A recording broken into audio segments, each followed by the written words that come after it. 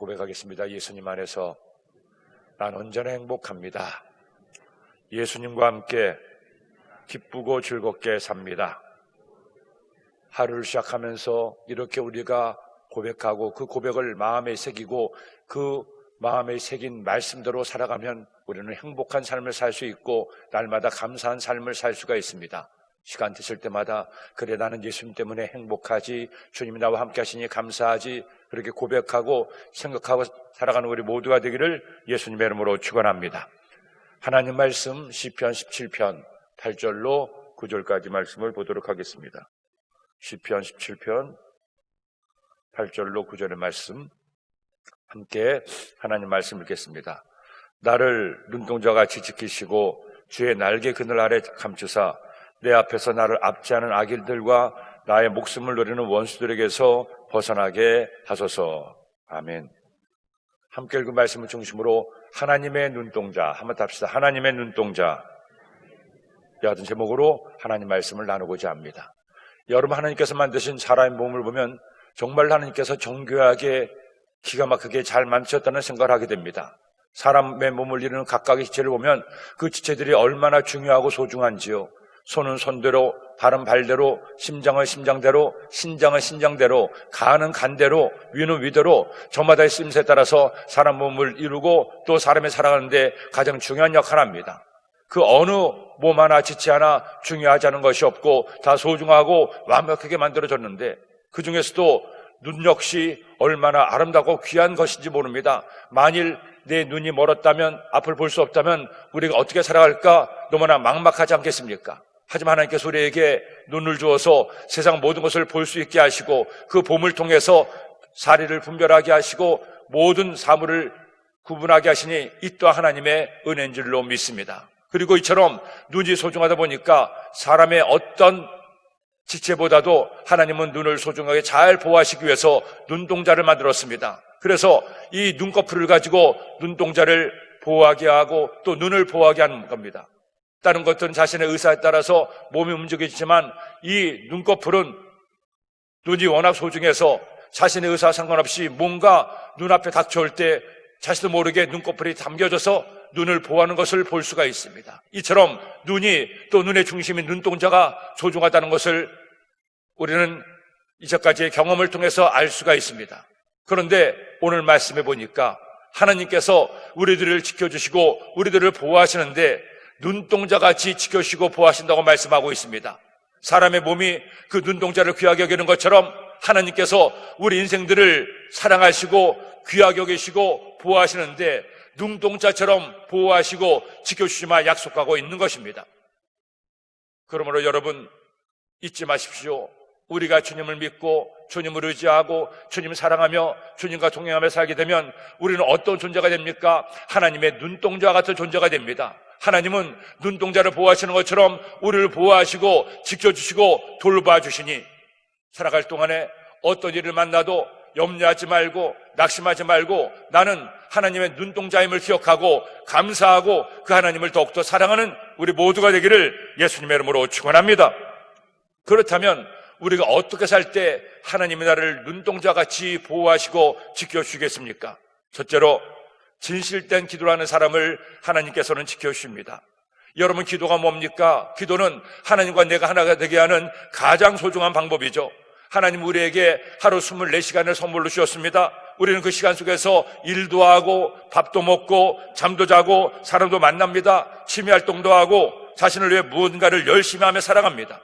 그런데 하나님의 자녀가 되었음에도 그 24시간의 시간 가운데 하나님과 함께하는 시간이 없다면 그것은 안 되는 것이 아니겠습니까? 마치 부모가 자식과 함께 있기를 원하는 것처럼 우리 하나님 아버지도 자녀들 우리와 함께하기를 원하십니다. 어떻게 내가 하나님과 함께할 수가 있습니까? 내가 하나님과 함께할 수 있는 가장 기본적인 방법이 바로 하나님께 나와 기도하는 겁니다. 기도를 통해 나의 사정을 말씀을 드리고 기도 가운데 하나님의 음성을 듣고 기도를 통해서 하나님과 내가 데이트하고 교제하게 될 때 우리 하나님 아버지는 나 때문에 기뻐하시고 나를 눈동자처럼 지켜주시고 보호해 주시는 거죠. 그런데 안타깝게도 많은 그리스도인들이 이 사실을 알면서도 하나님께 기도함으로 하나님과 함께하지를 못하고 있어요. 한 연구에 따르면 70%의 그리스도인이 하루에 얼마 동안 기도하는가? 3분 이하로 기도를 한다는 겁니다. 그 3분이 뭐냐? 하루 3끼 밥 먹는데 한 번 밥 먹을 때마다 1분 정도 기도. 사실 1분도 길죠? 그렇게 해서 3분 기도를 하는 사람이 70%가 된다는 겁니다. 5분에서 10분 정도 하는 사람이 약 20%가 되고, 하루에 30분 이상 기도하는 사람은 10%도 채 되지 않는다는 거예요. 하나님은 우리에게 24시간을 선물로 줬는데 그 24시간 동안에 나를 위한 시간이 대부분이고, 하나님과 함께 하나님을 위한 시간은 30분도 채 되지 않은 그런 짧은 시간 동안만 하나님을 생각하니, 우리 하나님이 보실 때 얼마나 안타까우시고 얼마나 우리 때문에 안쓰러워하시겠어요. 내가 사랑하는 자녀와 함께하기를 원하는데, 대화하기 원하는데, 만나기 원하는데 너는 나에게서 너무 멀리 있구나 생각하지 않겠습니까? 우리가 하나님의 눈동자와 같이 보호받고 사랑받기 위해서는 제일 먼저 할 일이 있습니다. 하나님을 만나야 됩니다. 하나님과 대화해야 됩니다. 하나님과 기도할 때 하나님 우리를 눈동자처럼 지켜주십니다. 오늘 말씀에도 보니 1절에 이처럼 말씀하죠. 야훼여 의의 호소를 들으소서, 나의 울부짖음에 주의하소서, 거짓되지 않냐 입술에서 나오는 나의 기도에 귀를 기울이소서. 오늘 함께 읽은 이 시편 17편의 말씀은 그 제목이 있습니다. 제목이 뭔지 아십니까? 다윗의 시, 다윗의 믹담, 이와 같은 시편이나 노래가 아닙니다. 다윗의 기도. 이 17편의 말씀은 다윗의 기도문이에요. 그가 하나님을 내려놓고 간절히 기도한 기도의 내용이 오늘 본문의 말씀입니다. 주여, 내 입술에서 나오는 나의 기도에 귀를 기울이소서. 하나님은 우리의 입에서 나오는 기도에 귀를 기울이고 계십니다. 더구나 그 기도가 입술만의 기도가 아니라 진실된 기도일 때, 내 마음을 다한 하나님께 올려드리는 간절한 간구일 때 하나님은 그 기도를 들으시고 우리들을 눈동자처럼 지켜주시고 보호해 주시는 겁니다. 우리가 이처럼 이 새벽에 나와 하나님을 예배하고 하나님께 기도하는 것이 얼마나 소중하고 귀한 시간인지 몰라요. 하루에 7시간을 주님과 함께하고 주님을 만남으로 하루를 시작하니 그 하루가 어찌 복되지 않을 수가 있겠습니까? 우리가 하나님께 나와 예배드리고 하나님께 나와 시간을 정해 기도하죠. 하지만 가장 좋은 기도, 가장 기도하기에 적합한 시간은 바로 이 새벽입니다. 저는 우리 모든 성도님들이 더 많이 새벽에 주께 나와 하나님께 무릎 꿇고 기도하기를 원합니다. 그래서 주님을 만나고 주님과 대화하고 주님과 교제할 때 하나님은 우리를 눈동자처럼 지켜주시고 보호해 주십니다. 지난 1981년에 흑인으로서 가장 오래 산 장수의 기록을 남긴 찰리 스미스가 있습니다. 이분은 130세에 세상을 떠났어요. 무려 1851년생입니다. 태어날 때 노예로 태어나서 가난하기 때부터 고통 속에서 어린 시절을 보냈습니다. 남부로 서부로 다니면서 노예로서 온갖 고통을 다 당했죠. 매 맞고 모욕당하고 굶주리고 병들어 죽을 뻔한 적이 한두 번이 아닙니다. 그렇게 죽을 기회를 넘긴 것이 수년이 넘는다고 해요. 그렇게 고생만 했는데도 130년을 살았습니다. 많은 사람들이 궁금해했죠. 노예로 태어나서 이 현대까지 저렇게 110년을 30년을 살게 된 장수의 비결이 어디 있을까? 그런데 그가 임종하기 며칠 전에 그를 담당한 목사님이 그의 장수의 비결을 그렇게 알았다고 합니다. 돌아가시기 며칠 전 목사님과 함께 대화하다가 목사님 앞에서 그가 기도를 드렸는데 이런 기도를 드렸습니다. 하나님, 내가 흑인으로 태어났음을 감사합니다. 고통스러웠던 노예 노동생활도 감사합니다. 지난 130년간 언제나 내 곁에 계셔주신 하나님, 주님 때문에 이제까지 살았고 하나님께 감사합니다. 노예로 살았지만, 고난 중에 살았지만, 온갖 고통을 다 당했지만, 모욕을 당하고 매를 맞고 죽을 위기를 넘겼어도 하나님께 날마다 감사로 기도한 기도가 그의 장수의 비결이었다는 것이죠. 가장 짧지만 참으로 중요한 말씀이 데살로니가전서 5장 17절에 나옵니다. 쉬지 말고 기도하라. 쉬지 말고 기도하라.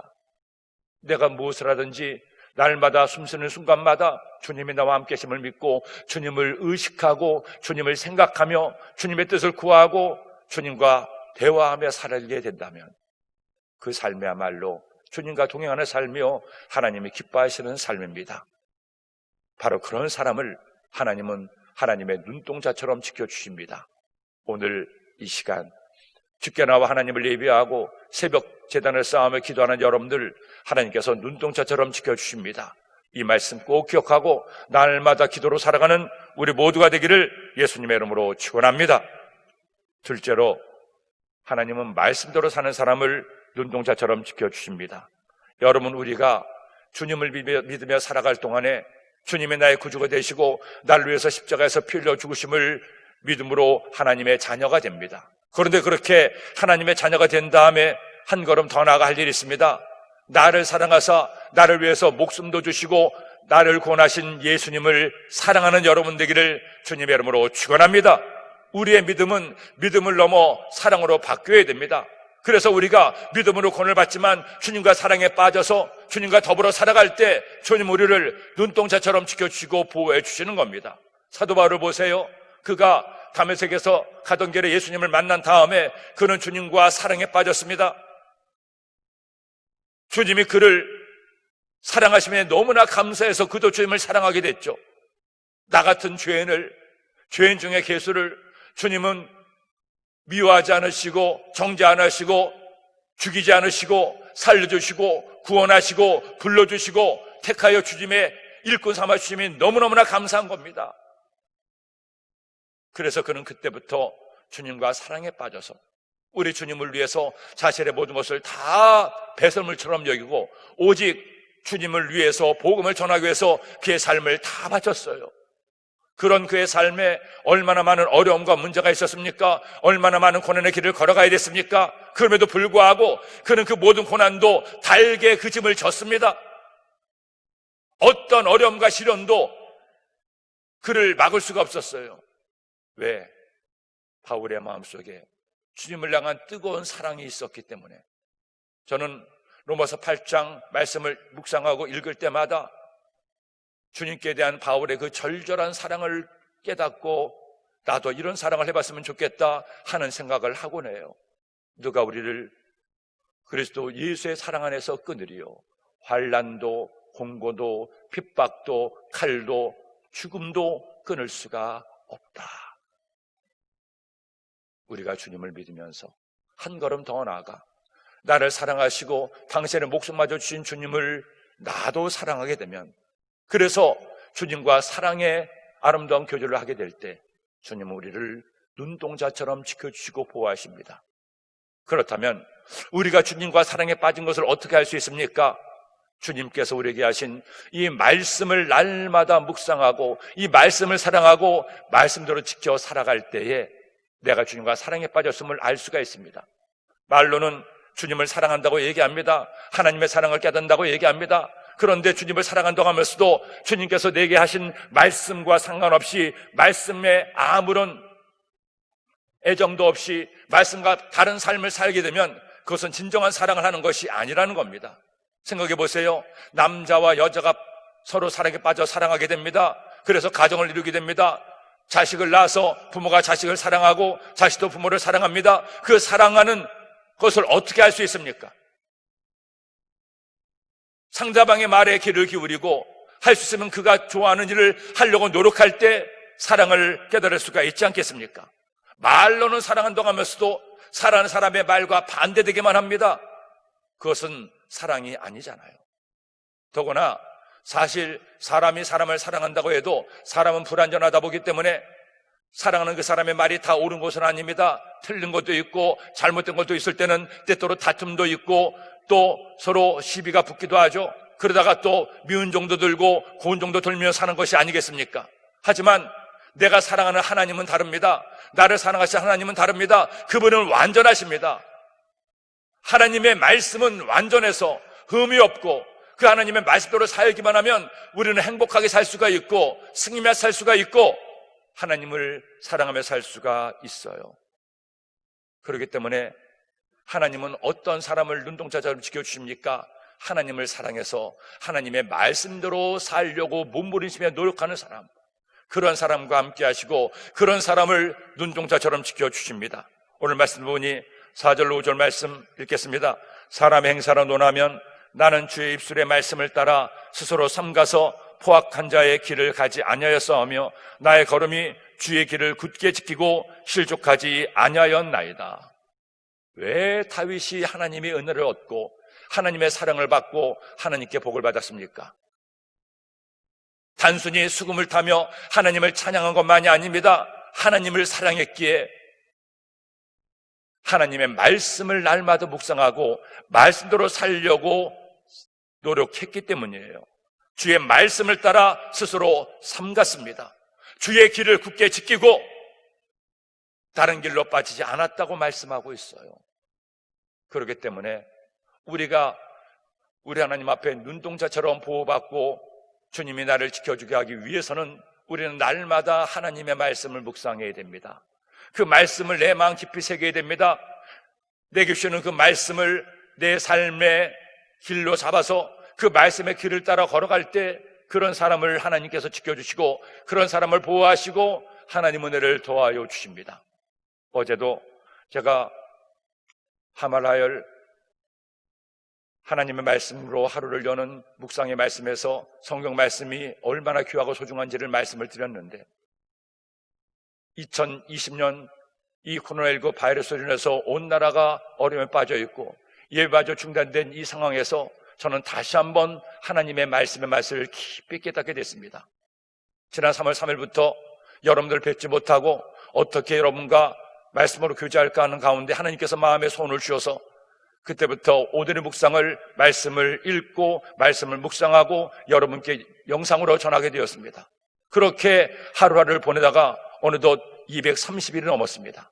지난 200수십일 동안에 매일마다 하나님 말씀을 묵상하며 하나님의 은혜를 구하고 하나님 말씀이 어떤 맛인지 어떤 은혜인지를 깨닫는데 이전과는 또 다른 하나님 은혜를 말씀을 통해 깨닫게 되니 얼마나 감사한지 몰라요. 내가 매일 보던 말씀이고 매일 전하던 말씀이고 매일 읽은 말씀인데 또 이런 은혜가 있구나, 또 이런 주님의 음성이 나에게 들려오는구나. 주님 감사합니다. 주님 고맙습니다. 어제 영상에서도 말씀을 드린 것처럼 하나님의 말씀은 마치 퍼도 솟아나는 은혜의 샘물처럼 언제나 은혜로 다가오는데 너무너무 감사하고 귀한 거예요. 오늘 이 말씀 시편 17편의 말씀도 마찬가지입니다. 항상 보았던 말씀이고 또 전했던 말씀인데 오늘 말씀 보니 다윗의 기도라는 말씀이 오늘 비로소 눈에 들어왔어요.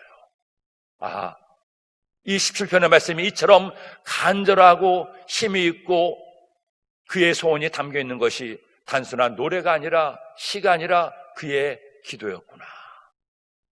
우리가 하나님께 기도할 때 이 다윗처럼 이렇게 간절한 마음을 담아 진실되게 기도를 해야겠구나. 사랑하는 여러분, 주님을 사랑하십니까? 정말로 주님을 사랑하십니까?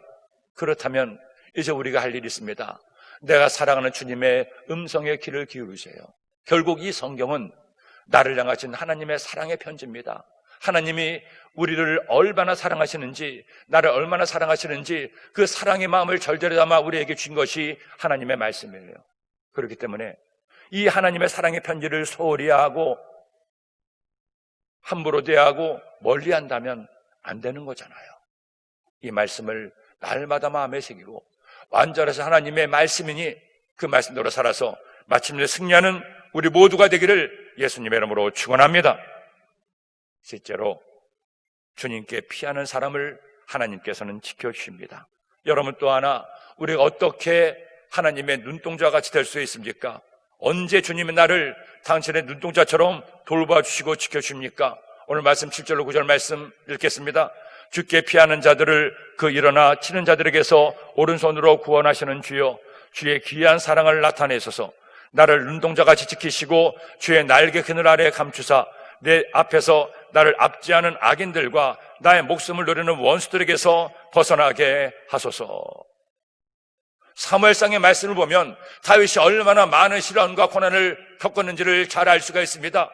그가 사울왕의 미움을 받아서 왕이 되기 전까지 오랜 세월 동안에 반역자여 도망자가 되어서 아무 죄도 없이 온 이스라엘을 헤매고 산으로 들로 그의 몸을 피했습니다. 먹을 것이 없어서 굶주리면서 원수에게서 벗어나려고 온갖 어려움을 다 겪어내야 됐죠. 그런데 누구에게도 하소연할 수가 없습니다. 왕의 미움을 받았으니 그 나라에서 누가 그를 돌볼 수가 있고 그의 편이 되어줄 수가 있겠습니까? 그를 따르는 소수의 무리들만이 다윗과 함께 했지, 수많은 사람들이 다윗을 죽이려고 눈에 불을 켜고 쫓아다니고 있었습니다. 다윗이 의지할 수 있는 분은 오직 하나님밖에 없었죠. 그러기에 오늘 이 시편의 말씀을 통해서 하나님께 간절히 기도하는 겁니다. 하나님, 수많은 적들이 나를 해치려고 덤벼드는데 누구도 나를 도와줄 수가 없고 지켜줄 수가 없습니다. 오직 주님만이 나의 산성이 되시고 나의 바위가 되시고 나의 성이 되시니 나를 지켜주시옵소서. 그 절망 가운데, 문제 가운데, 고난 속에서 하나님의 은혜를 구하고 하나님께 간절히 기도하는 거예요. 지켜달라고, 보호해달라고. 어떤 사람을 하나님의 눈동자가 지켜주십니까? 주님께 모든 것을 맡기고 주님의 은혜를 구하는 사람을 하나님께서 지켜주시고 돌봐주시고 은혜를 도와주시는 겁니다. 즉 하나님을 의지하는 사람을, 하나님만을 의지하는 사람, 하나님께 피하는 사람을 하나님께서는 지켜주시고 돌봐 주십니다. 그렇기 때문에 우리가 주님 믿으며 살면서 하나님의 눈동자가 되기 위해서는 뭘 해야 됩니까? 사람을 의지해서는 안 됩니다. 돈을 의지해서는 안 됩니다. 어떤 권력을 의지해서는 안 됩니다. 세상에 어떤 것도 변할 수밖에 없고 세상에 어떤 것도 나를 온전히 지켜줄 수가 없습니다. 나를 온전히 지켜줄 수 있는 분은 오직 하나님밖에 없으니 오직 하나님만 의지하는 여러분 되기를 예수님의 이름으로 축원합니다. 살면서 어떤 어려움과 문제를 만나든지 그 문제 어려움을 해결해주고 나를 지켜줄 분도 하나님밖에 없어요. 그러기에 잠언서 3장 5절 6절은 말씀하죠. 너는 마음을 다하여 야훼를 신뢰하고 내 명철을 의지하지 말라. 너는 범사의 그를 인정하라. 그리하면 내 길을 지도하시리라. 따라합시다. 너는 마음을 다하여 야훼를 신뢰하고 내 명철을 의지하지 말라. 너는 범사의 그를 인정하라. 그리하면 내 길을 지도하시리라. 여러분 믿습니까? 믿습니까? 우리가 할 일은 뭡니까? 주님을 믿고 주님을 의지하는 거예요. 항상 드리는 말씀이지만 하나님을 믿는다는 것은 하나님을 의지한다는 겁니다. 믿음과 의지함은 같은 뜻이에요. 믿노라 하면서도 하나님께 나를 맡기지 못하면 그게 어떻게 믿는 것입니까? 믿으면, 신뢰하면 그분께 나를 맡기면 돼요. 주님을 믿노라 하면서도 내게 닥친 어려움과 문제와 질병과 고통을 나 혼자 짊어지고 걸어가면 주님은 얼마나 안타까워하시겠습니까? 얘야, 그 짐을 나에게 맡겨라. 그 짐 짊어지고 염려하고 낙심하고 두려워하고 아파하지 말아라. 나에게 다 맡겨라. 나에게 맡기고 그저 감사해라. 그저 기뻐해라. 나에게 기도해라. 내가 너와 함께하고 너에게 은혜를 더해 주겠노라. 제가 독일에서 목회할 때 음식점을 하시는 집사님이 계셨습니다. 한국에서도 음식점을 하는 것이 쉽지가 않은데 독일은 더구나 인건비가 비싸서 보통 운영하시는 분들이 다 모든 일을 할 수밖에 없고 가족들끼리 음식점을 해야 됐습니다. 그러다 보니 몸도 지치고 마음도 지치고 그렇게 고단한 삶을 살아가는데, 그런데도 그 집사님은 밤 11시, 12시에 음식점이 끝났는데 새벽 예배를 꼭 오셔서 졸면서도 새벽자단에 나와 하나님께 기도하고 하나님의 은혜를 구하는 분이셨어요. 그런데 한 번은 제가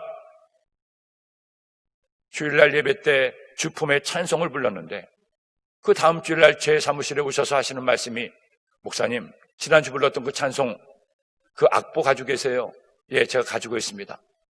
그 악보 좀 하나 주세요. 이왕이면 독일어 가사도 있으면 그것도 주세요.